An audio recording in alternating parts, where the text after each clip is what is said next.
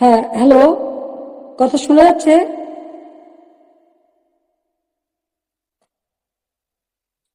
বিসমিল্লাহির রহমানির রহিম। আমি আমাদের ছাত্র সমাজের প্রতি আমি আমার শুভেচ্ছা জানাই।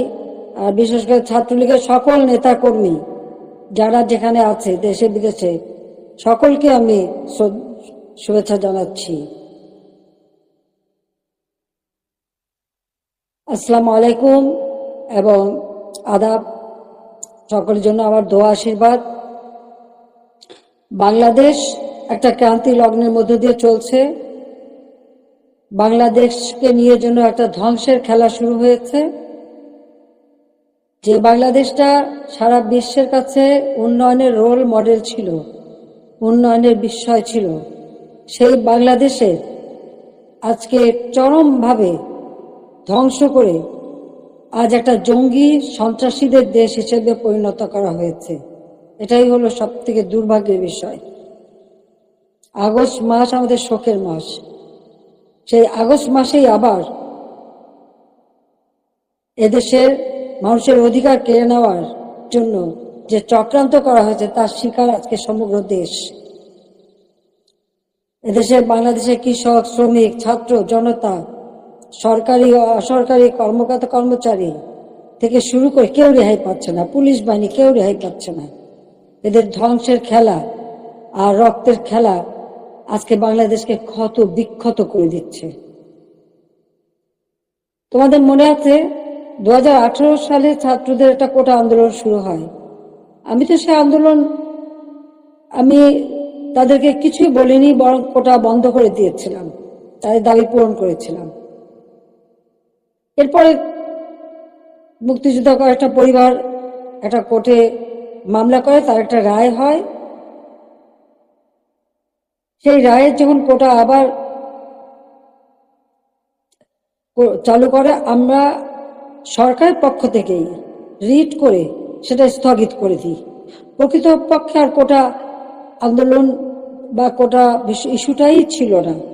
কিন্তু এটা যে কোটা আন্দোলন ছিল না, এটা যে ছিল একটা ভিন্ন ষড়যন্ত্র, সেটা আমি বারবার বলেছি।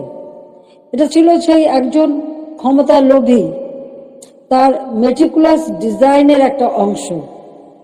সেই অংশ হিসেবে সে ছাত্র হত্যা করেছে, জনগণকে হত্যা করেছে, আওয়ামী লীগের নেতাকর্মী হত্যা করেছে, পুলিশ হত্যা, সাংবাদিক হত্যা, সাংস্কৃতিক কর্মী হত্যা, সারা দেশটাকে ক্ষত বিক্ষত করা, অর্থনীতিকে ধ্বংস করা। আমাদের মহান নেতা জাতির পিতা বঙ্গবন্ধু শেখ মুজিবুর রহমান তার জীবনটাকে উৎসর্গ করেছিলেন বাংলার জনগণের জন্য। সেই ছাত্র জীবনে যখন পাকিস্তানি শাসকরা আমাদের মাতৃভাষায় কথা বলার অধিকার কেড়ে নেয়, তারই প্রতিবাদ তিনি করেছিলেন। ঢাকা বিশ্ববিদ্যালয়ে তিনি আইন বিভাগের ছাত্র ছিলেন। আর এই প্রতিবাদ করবার জন্যই তিনি বাংলাদেশ ছাত্রলীগ প্রতিষ্ঠা করেন 1948 সালে 4 জানুয়ারি। এবং বাংলাদেশ ছাত্রলীগ তমদ্দুন মজলিস সহ আরো কয়েকটি প্রগতিশীল রাজনৈতিক দল নিয়ে ভাষা সংগ্রাম পরিষদ গঠন করেন। সেই ভাষা আন্দোলনে আমাদের যারা শহীদ হয়েছেন আমি তাদের আজকে স্মরণ করি। সালাম, বরকত, জব্বার যারা জীবন দিয়েছেন, রক্তের অক্ষরে বলে গেছেন আমরা মায়ের ভাষায় কথা বলতে চাই। আর এই আত্মত্যাগের মধ্য দিয়ে আমাদের যাত্রা শুরু। ধাপে ধাপে জাতির পিতা বঙ্গবন্ধু শেখ মুজিব এই বাংলাদেশের জনগণকে স্বাধীনতার চেতনায় উদ্বুদ্ধ করেন এবং তারই নেতৃত্বে আমরা পেয়েছি স্বাধীনতা, পেয়েছি মুক্তিযুদ্ধে বিজয়। আমি জাতির পিতা বঙ্গবন্ধু শেখ মুজিবুর রহমানের প্রতি শ্রদ্ধা জানাচ্ছি। শ্রদ্ধা জানাই জাতীয় 4 নেতার প্রতি, 30 লক্ষ শহীদের প্রতি, 2 লক্ষ মা বোনের প্রতি। মুক্তিযোদ্ধাদের জানাই সশ্রদ্ধ সালাম। এটা যুদ্ধবিধ্বস্ত দেশের দায়িত্বভার নিয়েছিলেন বঙ্গবন্ধু শেখ মুজিব। মাত্র 3 বছর 7 মাসের মধ্যে সে যুদ্ধের ভয়াবহতা কাটিয়ে ওঠেন। ধ্বংসস্তূপের উপর দাঁড়িয়ে যে যাত্রা শুরু করেছেন শূন্য হাতে, সেই বাংলাদেশকে তিনি মাত্র 3 বছর 7 মাসের মধ্যে একটা স্বল্পোন্নতে সে উন্নীত করেন। সে সময় যখন বাংলাদেশের মানুষের শান্তি শৃঙ্খলা ফিরে আসে, মানুষ একটু সুন্দর জীবনের স্বপ্ন দেখতে শুরু করে, ঠিক তখন আসে আঘাত। 75 15 আগস্ট। ওই ধানমন্ডি 32 নম্বর বাড়ি, যেখান থেকে জাতির পিতা স্বাধীনতার ঘোষণা দিয়েছিলেন, পাকিস্তানি হানাদার বাহিনী তাকে গ্রেপ্তার করে নিয়ে গেছিল এই ঘটনার পর। তখন এই বাড়িটা তারা লুটপাট করেছিল, কিন্তু আগুন দিয়ে পোড়ায়নি, ভাঙেনি। মুক্তিযুদ্ধে বিজয়ের পর জাতিপিতা ফিরে আসতে সক্ষম হন বাংলাদেশে। 10 জানুয়ারি 1972 সালে তিনি প্রত্যাবর্তন করেন। এই বাড়িতে বসেই তিনি কিন্তু বাংলাদেশের এই বিধ্বস্ত বাংলাদেশকে গড়ে তোলেন। রাষ্ট্রপতি হিসেবে তিনি কিন্তু রাষ্ট্রপতি ভবনে থাকেননি, বা প্রধানমন্ত্রী হিসেবে প্রধানমন্ত্রী ভবনে থাকেননি। এই ছোট বাড়িটা, যে বাড়িটা আমার মা অনেক কষ্ট করে প্রতিটি ইট নিজের হাতে গেড়ে তিনি এই বাড়িটা গড়ে তুলেছিলেন। ওই বাড়িতেই 15 আগস্ট আমার বাবা জাতির পিতা বঙ্গবন্ধু শেখ মুজিবকে হত্যা করা হয়। আমার মা বেগম ফজিলাতুন্নেসা মুজিবকে হত্যা করে। আমার 3 ভাই, সকলেই আমার ছোট। মুক্তিযোদ্ধা ক্যাপ্টেন শেখ কামাল, মুক্তিযোদ্ধা লেফটেন্যান্ট শেখ জামাল এবং ছোট রাসেল, যার বয়স ছিল মাত্র 10 বছর। তাদের কিন্তু কেউ নির্মমভাবে হত্যা করে। কামাল জামালের নবপরিণীতা বধূ সুলতানা এবং রোজি জামালকে হত্যা করে। আমার একমাত্র চাচা শেখ আবু নাসের, তিনি মুক্তিযোদ্ধা, পঙ্গু ছিলেন। ঘাতকের নির্মম বুলেটের আঘাতে তিনিও জীবন হারান। রাষ্ট্রপতি মিলিটারি সেক্রেটারি ছুটে এসেছিলেন ব্রিগেডিয়ার জামিল উদ্দিন, তাকে হত্যা করে। পুলিশ অফিসার সিদ্দিকুর রহমানকে হত্যা করে। একই সাথে যুবনেতা শেখ ফজলুল হক মনিকে হত্যা করে। তার অন্তঃসত্ত্বা স্ত্রী আরজুমণি, তাকেও হত্যা করে। আব্দুর রব সানিবাদ, যিনি স্বাধীনতার সংগঠক ছিলেন, তাকে হত্যা করে। তার 10 বছরের ছেলে আরিফ, 13 বছরের মেয়ে বেবি, 4 বছরের নাতি সুকান্ত সহ ওই পরিবারের সদস্যদের নির্মমভাবে হত্যা করে। 15 আগস্টে যারা শাহাদাত বরণ করেছে, আমি তাদের আত্মার মাগফিরাত কামনা করি।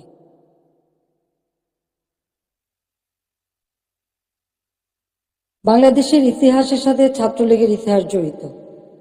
জাতির পিতা বঙ্গবন্ধু শেখ মুজিব বলেছিলেন, ছাত্রলীগের ইতিহাস বাংলাদেশের ইতিহাস।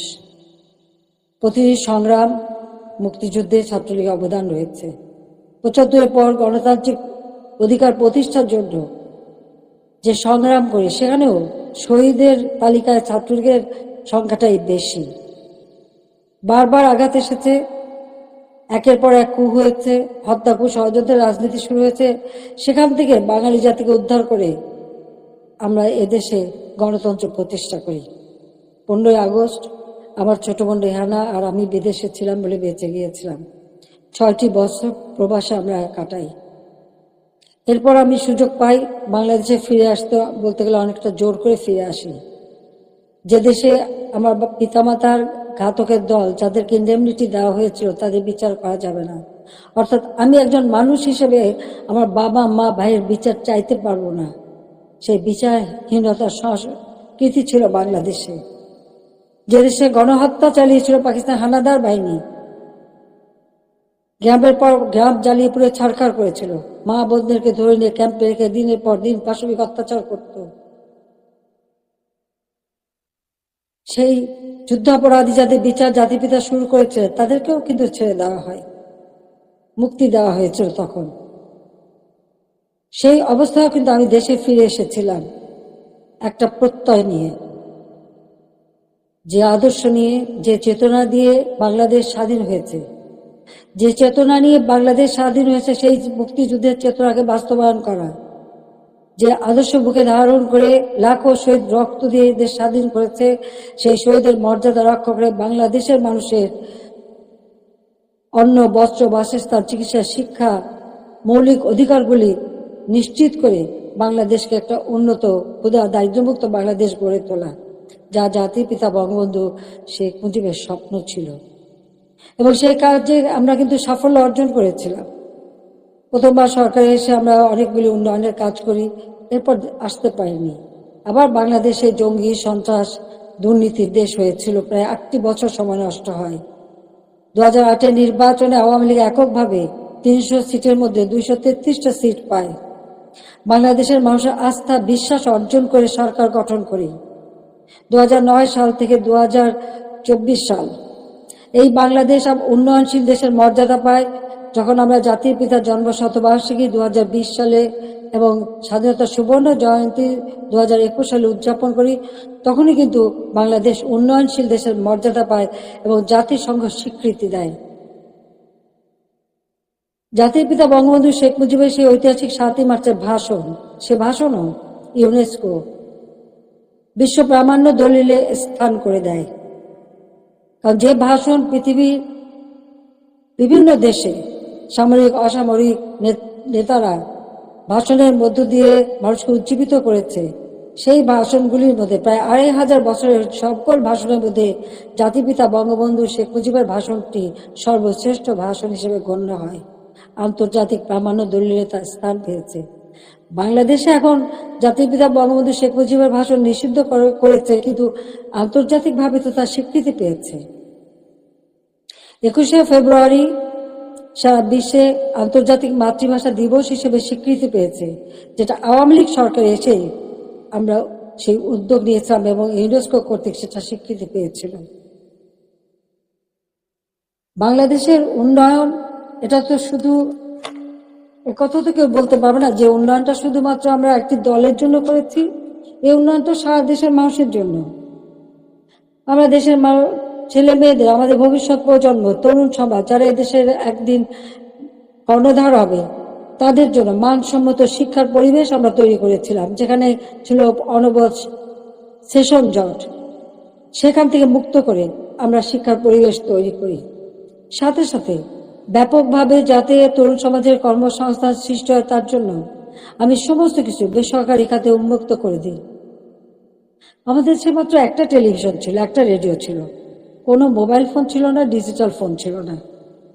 ডিজিটাল বাংলাদেশ গড়ে তোলা এবং টেলিভিশন রেডিওকে বেসরকারি খাতে উন্মুক্ত করে দেওয়া, ব্যাংক, বিমান থেকে শুরু করে প্রতিটি প্রতিষ্ঠান বেসরকারি খাতে উন্মুক্ত করে দিয়েছিলাম একটা লক্ষ্য নিয়েই, যে আমাদের তরুণ সমাজের কর্মসংস্থানের ব্যবস্থা হবে।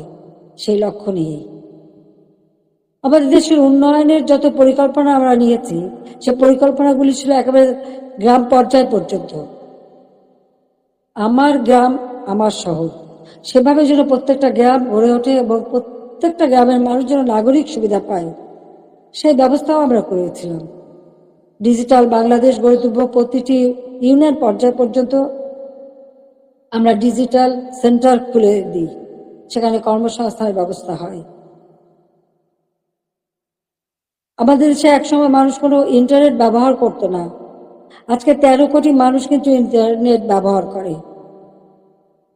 মোবাইল ফোন ছিল না, সেই মোবাইল ফোনও উন্মুক্ত করে দিই এবং এখন 18 কোটি সিম ব্যবহার হয় এবং এর জন্য আমরা ট্রেনিংয়ের ব্যবস্থা করি।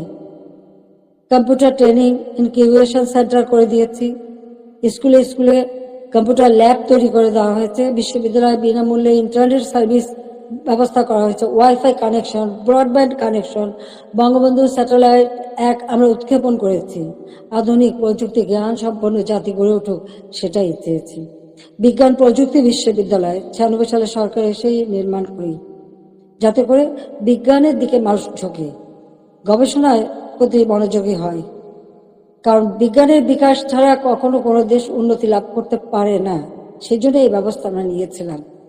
এরপরে টেক্সটাইল বিশ্ববিদ্যালয়, ফ্যাশন ডিজাইন বিশ্ববিদ্যালয়, ডিজিটাল বিশ্ববিদ্যালয়, ইসলামিক আরবি বিশ্ববিদ্যালয়, এভিয়েশন এবং এয়ারোস্পেস বিশ্ববিদ্যালয় থেকে শুরু করে কৃষি বিশ্ববিদ্যালয়, বহুমুখী বিশ্ববিদ্যালয় আমরা করে দিয়েছি। মেডিকেল বিশ্ববিদ্যালয় সবগুলি কিন্তু আওয়ামী লীগের করা, আওয়ামী লীগের হাতে করা। একটা ইনস্টিটিউট করে দিয়েছি, ব্যাপকভাবে কর্মসংস্থান সৃষ্টি করেছে। পাবলিক সার্ভিস কমিশনের প্রতি বছর নিয়মিত পরীক্ষা হওয়া শুরু করে, ছেলেমেয়েরা যথাযথভাবে মেধার ভিত্তিতেই কিন্তু চাকরি পেয়েছে, কাজ পেয়েছে। কর্মসংস্থান ব্যাংক প্রতিষ্ঠা করে দিয়ে, যেখান থেকে বিনা জামানতে ঋণ নিয়ে সবাই যেন কাজ করতে পারে, কর্মসংস্থান ব্যবস্থা যাতে হয়। ব্যাপক হারে যেন বিদেশি বিনিয়োগ আসে, সেই সুযোগ আমরা সৃষ্টি করে দিই এবং সেই বিনিয়োগ এসেছে। 2009 সালে সরকার এসে আমি প্রেক্ষিত পরিকল্পনা প্রণয়ন করি 2010 থেকে 2021। যার লক্ষ্য ছিল বাংলাদেশকে আরো উন্নত করা, বাংলাদেশের মানুষের জীবন মান উন্নত করা, আধুনিক বিশ্বের সঙ্গে যাতে তাল মিলিয়ে চলতে পারে সেই ব্যবস্থা করা, এবং সেটাই আমরা কিন্তু করেছিলাম। আজকে আমাদের এটা বললে চলবে না যে মুক্তিযুদ্ধ, জাতির পিতা বঙ্গবন্ধু শেখ মুজিবের অবদান এবং গণতন্ত্র প্রতিষ্ঠার সংগ্রাম, এর সব কিছুই কিন্তু আমাদের আন্দোলন সংগ্রামের ফসল। জাতির পিতা বঙ্গবন্ধু শেখ মুজিব যদি এদের স্বাধীন না করতেন তাহলে আমরা কোথায় থাকতাম? পাকিস্তানের একটা প্রদেশ। পাকিস্তান না বলে একজন বাঙালি কিন্তু সেক্রেটারি হতে পারেনি, একজন বাঙালি কিন্তু মেজর জেনারেল পর্যন্ত যেতে পারেনি, মাত্র মেজর হিসেবে থাকতে পারত, একজন মাত্র কর্নেল ছিল। পাকিস্তান আমলে কিন্তু আমাদের শিক্ষার কোনো উচ্চশিক্ষার সুযোগই ছিল না। এমনকি বিদেশে যেতে হলে ওই পাকিস্তানের রাজধানীতে যে বিদেশের আমাদের পাসপোর্ট এবং ভিসা নিতে হতো, আন্তর্জাতিক ফ্লাইট করাচি থেকে নিতে হতো। সেটা আমার নিজের অভিজ্ঞতা আছে। 69 সালে যখন ওই বিদেশে যাই, ওই করাচিতে যে থেকে ভিসা নিয়ে তারপর যেতে হয়েছে। কিন্তু দেশ স্বাধীন হবার পরে তো সেটা ছিল না। আমদানি রপ্তানি ব্যবসা পূর্ববঙ্গে কেউ করতে পারতো না, ওই পাকিস্তানে যেই করতে হতো। কিন্তু আমরা স্বাধীনতা অর্জন করতে পেরেছি বলেই সকল সুযোগ আমরা পেয়েছি। আমাদের ছেলেমেয়েরা উচ্চ শিক্ষার সুযোগ পেয়েছে। আমাদের মুক্তিযুদ্ধের ইতিহাস আমাদের গৌরবের ইতিহাস, আমাদের বিজয়ের ইতিহাস। এই ইতিহাসকে মুছে ফেলতে পারবে না। আমি জানি এটা মুছে ফেলার চেষ্টা হচ্ছে, সংবিধানকে ধ্বংস করা, জাতীয় পতাকা ধ্বংস করা, অনেক চেষ্টাই করা হয়েছে। কিন্তু লাখো শহীদের রক্তের বিনিময়ে যে পতাকা পেয়েছি, যে সংবিধান পেয়েছি, যে স্বাধীনতা পেয়েছি, তা ওই কয়েকজন বুলডোজার দিয়ে ভেঙে গুড়িয়ে দেবে এ শক্তি তাদের হয়নি এখনো। এটা তাদের দুর্বলতার প্রকাশ। তারা একটা দালান ভাঙতে পারে, কিন্তু ইতিহাসকে তারা ধ্বংস করতে পারে না। ইতিহাস কিন্তু তার প্রতিশোধ নেয়, এটাও তাদের মনে রাখতে হবে। একবার মুছে ফেলা হয়েছিল 75-এর পর, এরপরে আবার এখন শুরু। যারা এটা করছে তারা তাদের হীনমন্যতার পরিচয় দিচ্ছে। তাদের কাছে বোধহয় বাংলাদেশের স্বাধীনতাটা পছন্দ হয় না, ওই পাকিস্তানিদের মানে অধীনে থাকা আর তাদের পদলেহন করাটাই তাদের বোধহয় পছন্দ। আজকে অন্তত আমরা বলতে পারি, জাতির পিতা স্বাধীনতার পর যুদ্ধ বিধ্বস্ত দেশ যখন গড়ে তোলেন, তখনও কিন্তু ছাত্রছাত্রীদের বিনামূল্যে বই দিতেন, বিনামূল্যে কাপড় চোপড় দিয়েছেন, প্রত্যেক বাড়ি বাড়ি ত্রাণ সামগ্রী পৌঁছে দিয়েছেন। বাংলাদেশের মানুষের কল্যাণে তিনি কাজ করে দিয়ে গেছেন এবং পথ দেখিয়ে দিয়ে গেছেন। আর তারই পদকে অনুসরণ করে আমরা বাংলাদেশ পরিচালনা করে বাংলাদেশকে কিন্তু উন্নত করেছি। আজকে আমরা বিনামূল্যে পাঠ্য পুস্তক দিতাম 1 জানুয়ারি। আমার প্রশ্ন, এবছরে কেন এখনো বই দিতে পারলো না? ফেব্রুয়ারি মাস শুরু হয়ে গেছে, এখনো বই দিতে পারেনি। অথচ কোভিডের সময় যখন অর্থনৈতিক মন্দা বিশ্বব্যাপী, তখনও আমরা ঠিক 1 জানুয়ারি আমাদের শিক্ষার্থীদের হাতে বই তুলে দিয়েছিলাম সময় মতো। তাদের পড়াশোনা, স্কুলে যাওয়া বন্ধ ছিল, অনলাইনে পড়াশোনা করা বা টেলিভিশনের মাধ্যমে এক একটা ক্লাসগুলি সেটা তুলে ধরা তাদের কাছে। ঘরে বসে আমার ঘর আমার স্কুল, এই কর্মসূচি বাস্তবায়নের মাধ্যমে পড়াশোনা যাতে অব্যাহত থাকে সেই ব্যবস্থাই আমরা করে দিয়েছিলাম। প্রত্যেকটা শিক্ষা প্রতিষ্ঠান একেবারে প্রাইমারি লেভেল থেকে নিয়ে শুরু করে সবগুলি কিন্তু উন্নতি আমরা করেছি। মাদ্রাসার শিক্ষার উন্নতি করেছি, স্বীকৃতি দিয়েছি, কমই মাদ্রাসাকেও আমরা স্বীকৃতি দিয়েছি এবং অনেক মাদ্রাসা আমরা সরকারিকরণ বা সেগুলি আমরা যাতে আমাদের সব রকম সহযোগিতা পায় সেই ব্যবস্থা আমরা করে দিয়েছি।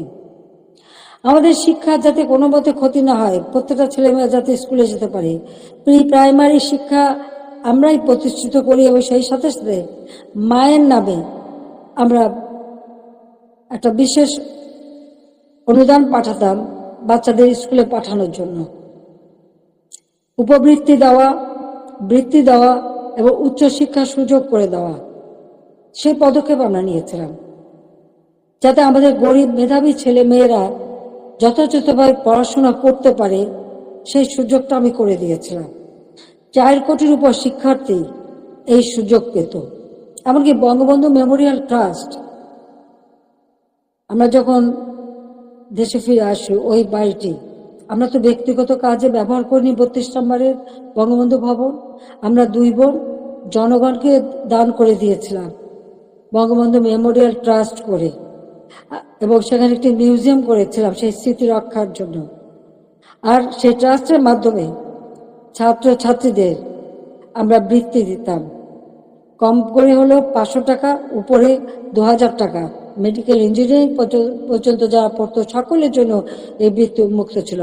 1800 শিক্ষার্থীকে আমরা বৃত্তি দিতাম। তাছাড়া অনেক দুস্থ এবং গ্রেনেড হামলা আহত নিহত পরিবার, তাদেরকে মাসহারা দিতাম। কোভিডের সময় এই বঙ্গবন্ধু মেমোরিয়াল ট্রাস্ট থেকেই 5 কোটি টাকা দিয়ে আমি ফান্ড করে দিয়েছিলাম প্রাইম মিনিস্টার অফিসে, যেখান থেকে কোভিডে যারা আক্রান্ত তাদের সহযোগিতা করা। আমরা ভূমিহীন গৃহহীনদের ঘর বাড়ি করে দিই। বঙ্গবন্ধু মেমোরিয়াল ট্রাস্ট থেকে 5 কোটি টাকা দিয়ে আমি বিশেষ তহবিল গঠন করে দিই, যেখানে জমি পাওয়া যেত না সেই জমি ক্রয় করে ভূমিহীন গৃহহীন মানুষকে ঘর বাড়ি করে দেওয়া। যাদের ঠিকানা ছিল না তাদের আমি ঠিকানা দিয়েছিলাম। এমনকি এই আশ্রয় প্রকল্পের থেকে পুলিশের চাকরিও পেয়েছে আমাদের অনেক ছেলে মেয়ে, কারণ তাদের ঠিকানা হয়েছিল, আগে তাদের ঠিকানা ছিল না। 58টা জেলা ভূমিহীন গৃহহীন মুক্ত করেছিলাম। আমাদের লক্ষ্য ছিল যে আমরা সমগ্র জেলায় কোনো মানুষ ভূমিহীন গৃহহীন থাকবে না, সকলের একটা মর্যাদা থাকবে। ঢাকা শহরে বস্তিবাসীর জন্য আমি ফ্ল্যাট বাড়ি নির্মাণ করে সেখানে তাদের থাকার ব্যবস্থা ভাড়া ভিত্তিক, বস্তিতে যে ভাড়া দিত সেই ভাড়াতেই যা থাকতে পারে সেই ব্যবস্থা করেছি। আমাদের দেশের যারা সুইপার, হরিজন, দলিত শ্রেণী, তাদেরকে ফ্ল্যাট বাড়ি নির্মাণ করে দিয়েছি। এবং আমাদের বেদে কুষ্ঠরোগী, হিজড়া, প্রতিটি অনগ্রসর যারা, তাদের জন্য বিনামূল্যে ঘর এবং তাদের জীবন জীবিকার ব্যবস্থা আমরা করে দিয়েছি। বাংলাদেশে আমি যখন 96 সালে সরকার গঠন করি, মাত্র 1600 মেগাওয়াট বিদ্যুৎ ছিল। আমি 4300 মেগাওয়াটে উন্নীত করেছিলাম। কিন্তু পরবর্তীতে 8 বছর পর যখন আবার সরকার আসি, তখন পেয়েছিলাম মাত্র 3200 মেগাওয়াট। আমরা উদ্যোগ নিই, ঘরে ঘরে বিদ্যুৎ দেব, প্রতিটি ঘর আলোকিত করব। আমাদের কথা রেখেছি, প্রত্যেক ঘরে ঘরে আমরা বিদ্যুৎ পৌঁছে দিয়েছিলাম, প্রতিটি ঘর আলোকিত করেছিলাম। আমাদের লক্ষ্য ছিল যে একটি মানুষও কুড়ে ঘরে বাস করবে না, নিজের পক্ষে একটা টিনের ঘরে হলেও তাদের দেব। সেটা কিন্তু আমরা দিতে পেরেছি, এবং এর পরবর্তীতে এসে সেমি পাকা ঘর আমরা দিয়ে দিয়েছি, যাতে মানুষ বাঁচতে পারে। খেলাধুলায় আরো আগ্রহী যাতে হয়, ক্রিকেট টেস্ট ম্যাচ সেটাও আমার সময় অর্জন করা, এবং সেই সঙ্গে তাদের ট্রেনিং করানো। ক্রিকেট, ফুটবল বা দেশীয় খেলা, হকি, প্রত্যেকটা খেলার সুযোগ আমরা করে দিয়েছি, এবং ছেলে মেয়ে উভয়ই সুযোগ পেত। আমাদের সে প্রাইমারি স্কুলে মেয়েদের জন্য বঙ্গমাতা গোল্ড কাপ টুর্নামেন্ট এবং ছেলেদের জন্য বঙ্গবন্ধু শেখ মুজিব গোল্ড কাপ টুর্নামেন্টের মাধ্যমে সেই ছোট্টবেলার থেকে যাতে তারা খেলতে পারে সেই ব্যবস্থা আমরা করে দিয়েছি। আজকে কি দুর্ভাগ্য আমাদের, আমাদের মেয়েরা ফুটবল খেলতে যে অনেক দেশ থেকে কিন্তু তারা জয়ী হয়ে এসেছে, বাংলাদেশের সুনাম করে এসেছে। আজকে আমাদের দেশে তারা খেলতে পারছে না কেন? মেয়েদের খেলার অধিকার নাই কেন, সেটা আমার প্রশ্ন। তাদেরকে কেন বাধা দেওয়া হলো? যারা এই বাধা দেন তারা কি ভুলে যান? আমাদের নবী করিম সাল্লাল্লাহু আলাইহি ওয়াসাল্লাম যখন ইসলাম ধর্ম প্রচার করেন, তখন কে প্রথম ইসলাম ধর্ম গ্রহণ করেছিল? ইসলাম ধর্ম গ্রহণ করেছিল একজন নারী, তিনি বিবি খাদিজা। তিনি প্রথম ইসলাম ধর্ম গ্রহণ করেন। সে কথাটা তাদের ভুললে চলবে না। মায়ের পেটে সন্তান জন্ম নেয়, আর সেই মায়ের জাতিকে অবমাননা করা কেন? সেটা আমার প্রশ্ন। খেলাধুলা, সংস্কৃতি চর্চা, সাহিত্য চর্চা, এই সংস্কৃতি তো আমাদের অধিকার, সকলের অধিকার। এখানে নারী পুরুষের কোনো ভেদাভেদ থাকতে পারে না, আর ইসলাম ধর্ম কখনো তা বলে না। কিন্তু আজকে আমরা দেখছি শুধু মেয়েদের খেলতে যে দেওয়া হয় না তা না, শিক্ষকদের লাঞ্ছিত করা হয়। এটা কেমন ধরনের কথা? শিক্ষক আমাদের গুরুজন, তাদের প্রতি আমাদের সম্মান দেখাতে হবে। আর সেই সম্মান যে আমরা দেখাই সেটা তো আপনারা জানেন। এমনকি আমি প্রধানমন্ত্রী হবার পরেও আমার ইউনিভার্সিটির শিক্ষক, তাদেরকে আমি সম্মান করতাম। আমার স্কুলের শিক্ষক যাদের সঙ্গে দেখা হওয়ার সাথে সাথে আমি সম্মান করতাম, তাদের পা ধরে সালাম করতাম, কারণ শিক্ষক গুরুজন। কিন্তু আমি জানি না এই কোটা আন্দোলনের নামে এমন একটা পরিবেশ সৃষ্টি করে ফেলা হলো যে ছাত্র ছাত্রীরা শিক্ষকদের অপমান করে, তাদের গলায় জুতার মালা পরায়, তাদেরকে গাছের সাথে বাঁধে, তাদেরকে দিয়ে জোর করে পদত্যাগ করায়। কেন এই ধরনের বেয়াদবি কেন শেখাবে এই শিশুদের, কোমলমতি শিশুদের এবং ছাত্রছাত্রীরা কেন এই বেয়াদবি করবে? আজকে ছাত্রছাত্রীরা শিক্ষকদের বয়কট করে। এই ধরনের অদ্ভুত আচরণ আমি জানি না পৃথিবীর আর কোনো দেশে আছে কিনা। তাহলে আমরা কি পরিচয় দেব? যে দেশের মানুষ ৭১ সালে মুক্তিযুদ্ধে বিজয় অর্জন করে বিজয়ী জাতি হিসেবে সারা বিশ্বের সম্মান পেয়েছে, আজকে সেই দেশের মানুষ কাছে কোথায় কোথায় সেই সম্মান? যে দেশটাকে আমি জাতির পিতা বঙ্গবন্ধু শেখ মুজিবের আদর্শ বুকে নিয়ে, যে বাংলাদেশকে আমরা উন্নয়নশীল দেশের মর্যাদা এনে দিয়েছিলাম, আমাদের অর্থনীতি আন্তর্জাতিকভাবে ৩৫তম অর্থনীতির দেশ হিসেবে স্বীকৃতি পেয়েছে, দারিদ্র্যের হার ৪১% থেকে আমি ১৮.৭% নামিয়ে এনেছিলাম, হতদরিদ্র ২৫% থেকে আমি ৫.৬% নামিয়ে এনেছিলাম, আমাদের সাক্ষরতার হার ৪৫% থেকে ৭৮.৮% উন্নীত করেছিলাম, এবং আমাদের দেশের ছেলেমেয়েরা দেশে বিদেশের জন্য যে পড়াশোনা করতে পারে, প্রধানমন্ত্রীর দপ্তরে আমি আলাদা শিক্ষা সহায়তা ট্রাস্ট ফান্ড করে দরিদ্র মেধাবী ছাত্রদেরকে আমি বৃত্তি দিতাম, যাতে তারা আরো উচ্চ শিক্ষা নিতে পারে, পিএইচডি করতে পারে বা অন্য যে কোনো উন্নত মানের শিক্ষা দেশে বিদেশে করতে পারে, সেইভাবে তাদের বৃত্তি দেওয়া শুরু করেছিলাম। কেন করেছিলাম? আমাদের তরুণ প্রজন্মের ভবিষ্যতের জন্য। কারণ যারা এদেশ একদিন দায়িত্ব নেবে তারা যেন সুষ্ঠুভাবে দেশকে এগিয়ে নিয়ে যেতে পারে, সেই লক্ষ্য নিয়েই তো আজকে আমি দেখি শিক্ষার অধিকার থেকে বঞ্চিত করা হচ্ছে। বিভিন্ন বিশ্ববিদ্যালয় থেকে ছাত্রদের বের করে দেওয়া হচ্ছে, তাদের সার্টিফিকেট বাতিল করা হচ্ছে, তাদের শিক্ষাবর্ষ কেড়ে নেওয়া হচ্ছে। কি অপরাধ তাদের?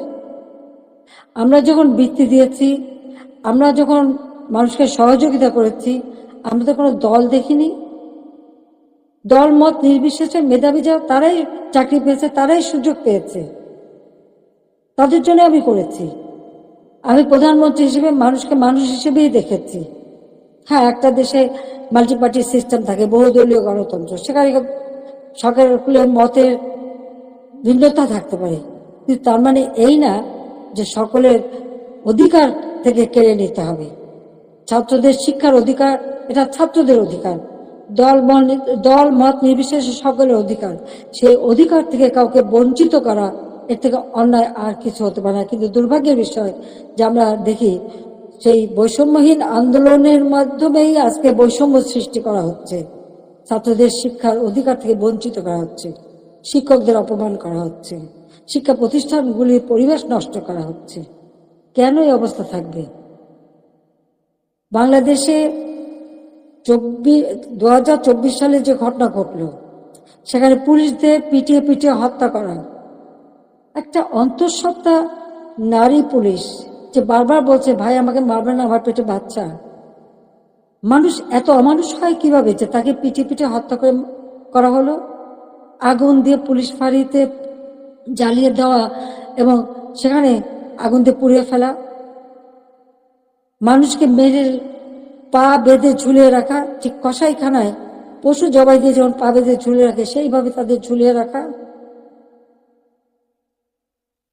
যারা এমনকি তাদেরকে এমনভাবে অপমান করা, কাপড় খুলে নিয়ে তাদেরকে এক একজনকে কিভাবে বেজ্জতি করা,